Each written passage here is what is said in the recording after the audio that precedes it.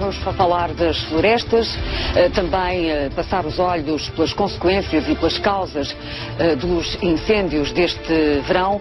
Temos como convidado especial o engenheiro Vítor Louro, engenheiro silvicultor, que já cá esteve, de resto, num dos nossos programas.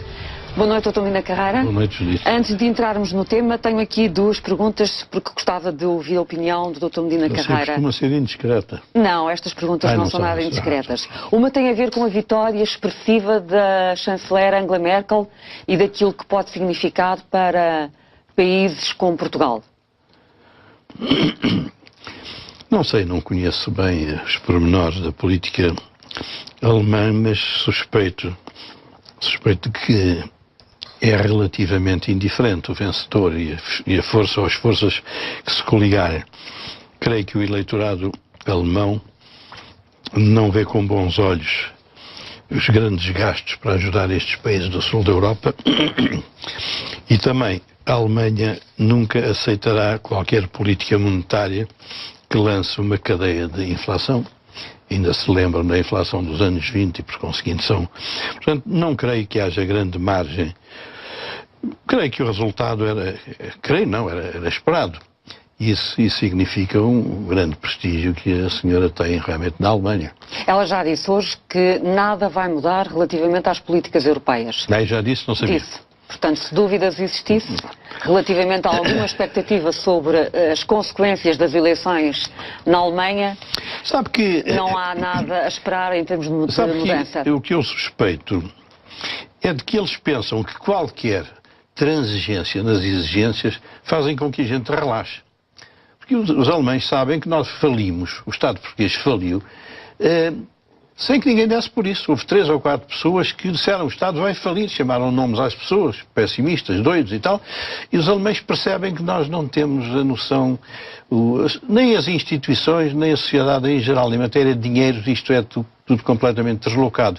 E eu acho que eles pensam que se aliviar qualquer coisa, isso leva a que não se faça coisa nenhuma. E nós temos que fazer. Nós não temos dinheiro para manter o Estado que temos.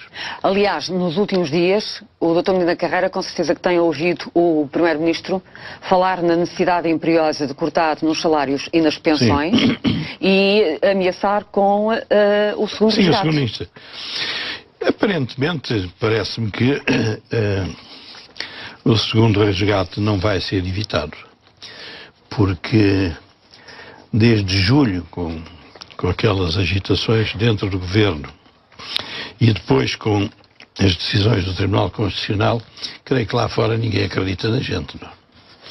No Governo, enfim, pelas coisas pouco equilibradas que ocorreram. E nesta matéria relacionada com a intervenção do Tribunal Constitucional, penso que se pensar da Constituição, as pessoas não... Aquilo é uma lotaria, não sabe o que é que o Tribunal Constitucional vai fazer. Eu esperava que fosse inconstitucional uma das medidas do pacote anterior, passa a expressão, e esse passou. Qual? Esse da contribuição especial. Uhum. Quer dizer, é uma coisa completamente louca aquilo que se está a passar com a tributação das pensões. Bom, passou perante o olhar impávido e sereno dos senhores conselheiros. Para mim aquilo tem um caráter de lotaria em grande parte. Porque a violação dos preceitos constitucionais não é o artigo 38 que é violado, ou 47, como acontece nas leis em geral. Ali são princípios da equidade, da confiança e outros princípios que tais. E, portanto, nunca se sabe o que é que vai sair dali. E isto lá fora, acham que nós somos completamente destituídos de senso, como é evidente, porque o Parlamento decide por maioria, o Presidente da República promulga, vai para lá, não se sabe o que é que passa e o que é que não passa. Para os credores isto é fatal. Se nós continuamos neste percurso, nós vamos ser empurrados para fora do euro. Porque a única maneira de cumprir a Constituição é ter moeda própria.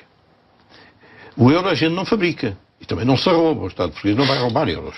Ora, não é possível cumprir esse preceito sem moeda própria. Aliás, a Constituição foi feita no tempo da moeda nacional, do escudo. Portanto, aí é possível dar o dinheiro que se quer, porque eu estive no Governo e, portanto, sei bem o que é a gestão do escudo e não a gestão do euro. Mas, portanto, num momento próximo, o Dr. Medina Carreira pensa que vamos mesmo precisar de um segundo resgate? Eu acho que sim, porque os mercados não acreditam em nós. Como se está a ver, o juro saltou e estabilizou acima dos 7. E estas últimas emissões de ontem e de anteontem, os juros agravaram brutalmente, mesmo no curto prazo. Portanto, isto denuncia uma expectativa. E hoje o Presidente do Banco Central Europeu, não sei se você viu, o Mário Draghi, ele até levou um papel escrito, não sei se viu, ao lado do Vítor Constâncio. Ele não quis falar assim de improviso, escreveu o recado que tinha para a gente. O Presidente do Eurogrupo, há 4 dias ou 5, um holandês que anda por lá, também deixou um recado muito pesado. Portanto, não creio que estejamos em condições de ir para o mercado daqui a 6 meses. Quando é que acha que esta questão do segundo resgate se vai colocar como uma possível inevitabilidade? Não sei quando se perceber que seja inevitável. Não sei em que tempo é que isso vai acontecer. A Troika termina a sua missão em junho do próximo ano, não é? Sim, mas isso é alguma coisa que se vai ter que ver antes, até porque terá que haver uma negociação se houver um segundo resgate. Portanto, deve ser um tempo antes do fim da... Talvez no próximo orçamento do Estado? Sabe que me impressionam muito as coisas que são tão estupidamente óbvias. Não passa pela cabeça de ninguém que admita que se arruma um Estado falido em 3 anos. Nós temos que baixar a despesa de 20 mil milhões. Quer dizer, em média nós teríamos que baixar 7 mil milhões por ano. Isto não é possível. Portanto, quando se assina para 3 anos, não sei se isso foi imposto, se foi o governo português que aceitou, tanto faz, não é possível cumprir aquele tipo de acordo. E o governo está a tentar cumprir. Mas é evidente que não. Mas esbarra no Tribunal Constitucional. Bom, e também não há consenso político relativamente às medidas mais complexas. Sabe que, para mim, é uma coisa misteriosa. Nós assinámos esse acordo com a Troika que, praticamente, se houvesse realmente uma verificação constitucional, aquilo devia ser reprovado. Porque aquilo retira completamente os poderes políticos ao governo, ao Estado português. Bom, ninguém levantou problemas. O Estado português ficou sem poderes, eles é que mandam. Depois, esquecem-se que nós não temos o escudo. Com o escudo, a Constituição cumpre-se com facilidade. Com uma moeda que não é nossa, não se cumpre com facilidade e é impossível de cumprir em certos casos. E, portanto, nós estamos metidos numa camisa de 11 horas. Vamos ver como é que as coisas passam nos próximos dias. Já está satisfeito? Já. Era importante ouvir a sua opinião sobre estes 2 temas. Vamos ao assunto que nos traz hoje, a situação das nossas florestas, começando pelo ponto dos incêndios. Sim. Tivemos muitos incêndios este verão e tivemos principalmente mortes. Muitas mortes. 8 mortes. Quer introduzir o tema, Dr. Medina? Não, o engenheiro Vítor Loura é que sabe destas coisas. Nós sabemos aqui pela televisão e pelo Diário de Notícias muitas mortes em termos relativos e, sobretudo, o que me impressiona, não sei se isso tem alguma explicação, de gente muito jovem. Não sei se são inexperientes, se são mandados para missões muito arriscadas, mas, de facto, houve um contingente de 23, 21 anos que me impressionou. Depois as grandes destruições, os incêndios andam 2, 3, 4 dias por lá. E outra coisa que eu aprendi com as informações do engenheiro Vítor Loura é a desproporção imensa que há entre os gastos com o combate e os gastos com a prevenção. Sim. Tenho boa memória para números, creio que não vou falhar. Em 2012 gastaram 108 milhões com o combate e 18 milhões com a prevenção. O que faz supor que há mais preocupações a nível do combate do que a nível da prevenção. Mas antes de mais, engenheiro Vítor Louro, porquê tantos incêndios este ano? Qual é a sua explicação? Bom, este ano não foi particularmente diferente de muitos outros. Os números não são significativamente diferentes. A nossa memória é que está mais fresca para este ano, não é? Aquilo que... Pois, é que, no meu entender, há 2 ou 3 coisas que fazem dos incêndios este ano uma calamidade não comparável ou melhor, muito mais grave do que em anos anteriores.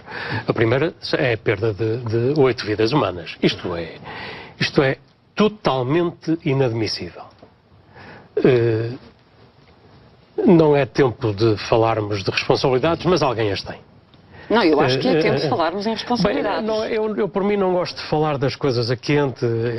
Os incêndios ainda estão a acontecer, ainda agora vimos ali no noticiário. Mas o que é que pode ter falhado? Não, falhou mais aquilo que tem vindo a falhar nos últimos anos. Isto é curioso porque depois dos grandes incêndios de 2013 e 2005, efetivamente aprendeu-se.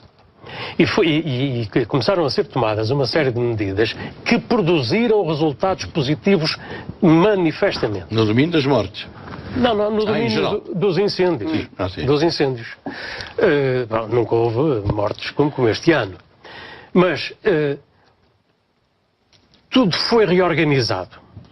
E o que é espantoso e a meu ver, totalmente inadmissível, injustificável, é que aquela expressão do futebol, não é? Numa equipe vencedora não se mexe. Pois bem, mas aqui mexeu-se. O que é que se fez de errado? Concretize o que está a dizer, por favor. Olha, um aspecto extraordinariamente importante foi a articulação que passou a haver institucionalmente entre uma série de instituições que estão obrigatoriamente ligadas aos incêndios. Desde as finanças, a agricultura, o ambiente, a justiça, a administração interna, passou a haver articulação. Transformou-se a Autoridade Nacional de Proteção Civil, no sentido desta integração e coordenação. Passou a... Bom, definiram-se uma série de planos, o Plano Nacional de Defesa da Floresta contra Incêndio e outros, que produziram efeitos no terreno. Isso depois de 2003, 2005. Depois de 2003. Em que a prevenção passou a ser olhada com seriedade. Pois bem, digamos que de 2000 para cá, em especialmente de 2011 para cá, e em especial de 2012 para cá, já só estamos a falar de 2 anos, foram mexer nessas coisas que estavam a funcionar, que tinham produzido bons efeitos. Eu acho que é preciso não saber nada de política para nos darmos ao luxo de ir mexer em coisas que demoram muito tempo a pôr em pé. E em que é que se mexeu em concreto que fez com que todo o sistema que estava a funcionar bem passasse a funcionar mal? Eu não sei, alguém há de meter a mão na consciência agora, não é? Se as pessoas tiverem consciência. Quando se mexe nos comandos distritais da Proteção Civil, já no início da época de fogos, bom, isso não pode dar bom resultado, não é? E isso aconteceu? Isso aconteceu. Em 2012? Não, em 2013. Em 2013? Em 2013. Estamos a falar de que Ministério? Da Administração Interna. Da Administração Interna. No caso. Faz-me muita impressão que perante isto tudo, venham sucessivamente os responsáveis políticos e digam: na minha área está tudo bem. Na Justiça não é preciso alterar a moldura das penas. Na Administração Interna a coisa funciona muito bem. Na Escola de Bombeiros temos os melhores bombeiros do mundo, que é uma coisa que me arrepia. Acho que as pessoas deixaram de ter a noção do sentido das expressões que utilizam. Porque não se pode dizer isto quando se tem 7 bombeiros mortos e mais uma pessoa morta à nossa frente. E quem são os mortos? São jovens. Então porquê é que são jovens? Que era a sua pergunta. São jovens porque são esses que são contratados na época do verão para... E porquê é que contratam esses e as coisas não são de outra maneira? Pois é, questionem-se sobre isso. Os próprios Canarinhos, que foi uma força especial constituída nesse âmbito da melhoria que houve, foram duas forças especializadas. Os Canarinhos nos bombeiros e os jipes na Guarda Republicana. Os Canarinhos deviam trabalhar, como aliás os jipes, deviam trabalhar para a floresta 12 meses por ano. E o que é que acontece? Os jipes, até este ano, há uma experiência que eu tenciono relatar, muito positiva. Os Canarinhos, por uma série de complicações, porque comandos e porque hierarquias e porque não sei quê, só atuam na época dos fogos. Sr. Engenheiro, a prevenção que deviam andar a fazer durante os outros 9 meses, não andam. Não se esqueça do que